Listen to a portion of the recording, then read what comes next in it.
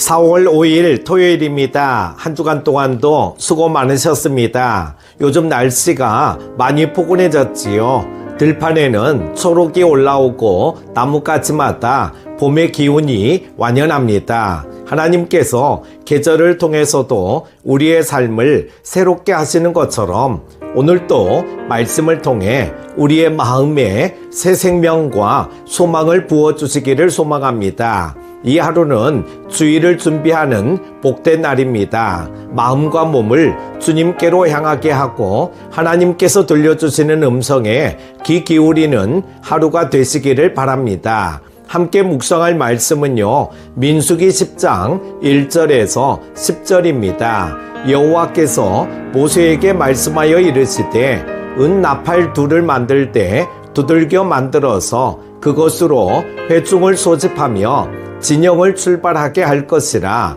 나팔 2개를 불 때에는 온 회중이 회막문 앞에 모여서 내게로 나아올 것이요, 하나만 불 때에는 이스라엘의 천부장된 지휘관들이 모여서 내게로 나아올 것이며, 너희가 그것을 크게 불 때에는 동쪽 진영들이 행진할 것이며, 두 번째로 크게 불 때에는 남쪽 진영들이 행진할 것이라. 떠나려 할 때에는 나팔 소리를 크게 불 것이며, 또 회중을 모을 때에도 나팔을 불 것이나 소리를 크게 내지 말며, 그 나팔은 아론의 자손인 제사장들이 불지니 이는 너희 대대의 영원한 율례니라.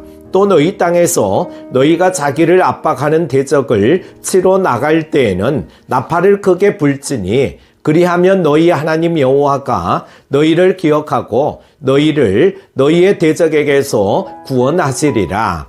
또 너희의 희락의 날과 너희가 정한 절기와 초하루에는 번제물을 드리고 화목제물을 드리며 나팔을 불라. 그로 말미암아 너희의 하나님이 너희를 기억하시리라. 나는 너희의 하나님 여호와니라. 아멘. 사랑하는 큐티 가족 여러분, 우리 인생은 마치 광야를 지나가는 여정과 같습니다. 하루하루가 익숙하지 않는 길이고, 때로는 언제 출발해야 할지, 어디로 가야 할지, 무엇을 해야 할지 알 수 없는 순간들로 가득합니다. 민수기 10장은 바로 그러한 삶 속에서 하나님이 어떻게 자신의 백성을 인도하셨는지를 보여주는 중요한 말씀입니다. 하나님은 이스라엘 백성에게 은나팔을 만들라고 하시고 그 나팔 소리를 통해 그분의 뜻을 백성에게 알리셨습니다. 이 나팔은 단순한 도구가 아니었습니다. 백성들은 이 나팔 소리를 통해 하나님의 음성을 들었습니다. 오늘 말씀을 통해 우리는 하나님의 나팔 소리가 어떤 의미였는지, 그리고 지금 우리 시대에는 어떤 나팔 소리가 우리에게 울려 퍼지고 있는지를 함께 묵상하려고 합니다. 첫 번째로 하나님은 나팔을 통해 질서 있게 말씀하십니다. 1절에서 6절의 말씀입니다. 6절에서는 하나님께서 은나팔을 만들라고 하신 이유와 그 용도를 설명하십니다. 너는 은나팔 2를 만들어라. 쳐서 만들 때 회중을 소집하는 것과 진영을 출발하게 하는 데 쓰라고 말씀합니다. 나팔은 회중을 소집하는 도구였습니다. 2개의 나팔을 동시에 불면 회중 전체가 회막 앞에 모였습니다. 하나님은 백성 모두를 부르실 때 분명한 방법으로 일하셨습니다. 무질서하거나 혼란스럽게 하신 것이 아니라 공동체 전체가 하나님의 부르심에 질서 있게 반응하도록 하셨습니다. 오늘날 교회에서도 마찬가지죠. 하나님은 혼란의 하나님이 아니라 질서의 하나님이십니다. 우리에게도 하나님은 말씀과 기도를 통해, 공동체를 통해, 때로는 목회자의 설교를 통해 정확한 타이밍에 하나님의 뜻을 알려주십니다.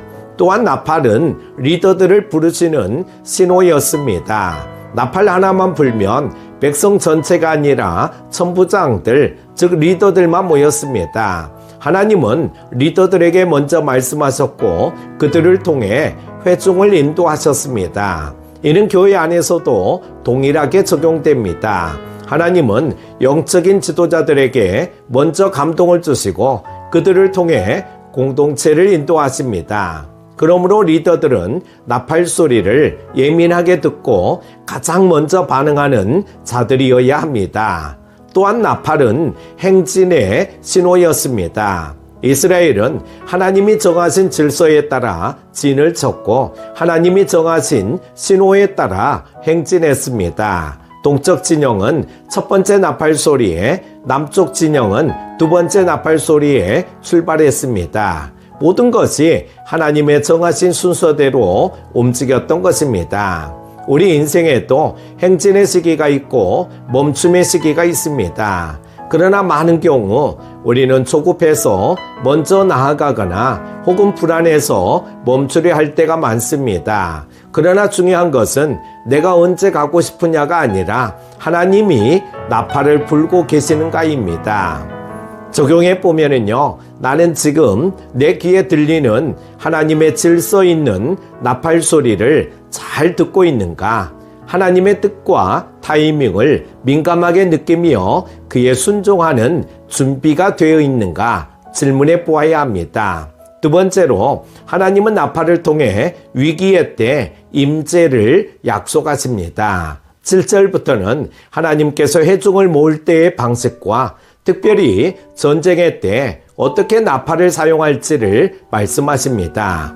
너희가 자기를 압박하는 대적을 치러 나아갈 때에는 나팔을 크게 불지니라. 그리하면 너희 하나님 여호와가 너희를 기억하고 너희를 대적에게서 구원하시리라. 9절 말씀입니다. 또한 전쟁의 위기 속에서 하나님은 나팔을 통해 구원의 약속을 주셨습니다. 전쟁은 사람의 생명과 운명을 좌우하는 두려운 순간입니다. 그러나 하나님은 그런 절박한 상황에서도 나팔을 크게 불러 하셨습니다. 이는 곧 하나님께 도움을 요청하라는 뜻이요, 하나님이 함께 하신다는 표현입니다. 나팔 소리는 하나님 우리가 당신을 의지합니다라는 고백입니다. 믿음의 사람은 위기의 때에 나팔을 부는 사람입니다. 다른 사람들은 원망하고 두려워하며 숨어버릴지라도 믿음의 사람은 하늘을 향해 나팔을 불며 하나님의 도우심을 구합니다. 오늘 우리의 위기의 순간에도 하나님의 나팔이 필요합니다. 오늘날 우리는 육체적 전쟁이 아니라 영적 전쟁 가운데 살아가고 있습니다. 가정의 위기, 자녀의 방황, 질병의 고통, 경제적 어려움, 우리는 지금도 나팔을 불어야 할 순간을 살아가고 있는 것입니다. 적용을 해보면요, 지금 내가 맞이한 전쟁은 무엇입니까? 그 위기 앞에서 하나님의 이름을 부르고 있습니까? 주님께서 나팔 소리를 들으시고 구원하시겠다고 약속하신 것을 믿습니까? 세 번째로는요, 하나님은 나팔을 통해 기쁨과 예배를 회복하라 하십니다. 본문의 마지막 절은 전쟁이나 출발이 아닌 기쁨의 날과 예배의 자리에서의 나팔 소리를 말합니다. 너희의 희락의 날과 절기의 초하루에는 나팔을 불지니 이것이 하나님 앞에서 너희를 기념하게 할 것이라. 10절 말씀입니다. 기쁨의 날에 나팔을 불게 하신 하나님이십니다. 나팔은 단지 전쟁을 위한 것이 아니었습니다. 희락의 날, 즉 기쁨의 날에도 나팔이 불렸습니다. 절기와 예배, 하나님께 드리는 제사에도 나팔이 함께했습니다. 왜일까요? 하나님은 우리가 기쁨 가운데 주님을 기억하길 원하시기 때문입니다. 기쁨은 그냥 오는 감정이 아닙니다. 하나님께서 기억되실 때, 감사가 회복될 때 기쁨이 따릅니다. 나팔을 불며 하나님 오늘도 주의 은혜로 살아갑니다 고백할 때 기쁨이 넘칩니다. 예배는 나팔을 부는 자리입니다. 예배는 하나님의 임재를 선포하고 하나님의 통치를 인정하는 자리입니다. 나팔을 불며 드리는 예배란 주님, 우리의 기쁨의 이유는 당신입니다라고 선포하는 예배입니다. 적용을 해보면요, 나는 기쁨의 날에도 하나님을 기억하고 있는가? 예배의 자리에서 나팔을 불며 감사와 찬양을 올려드리고 있는가? 고난뿐 아니라 평안의 날에 또 하나님을 기념하고 있는가 질문해 볼 수 있습니다. 결론으로 오늘 우리에게 울려 퍼지는 나팔 소리는 무엇입니까? 사랑하는 큐티 가족 여러분, 오늘 우리는 하나님의 나팔 소리가 질서를 세우시고 위기를 이기게 하시고 예배를 회복케 하시는 소리임을 들었습니다. 하나님의 나팔은 지금도 울리고 있습니다. 문제는 우리가 그 소리를 듣고 있는가, 그리고 반응하고 있는가입니다. 오늘도 성령께서 말씀하십니다. 일어나라, 멈추지 말라, 나를 기억하라.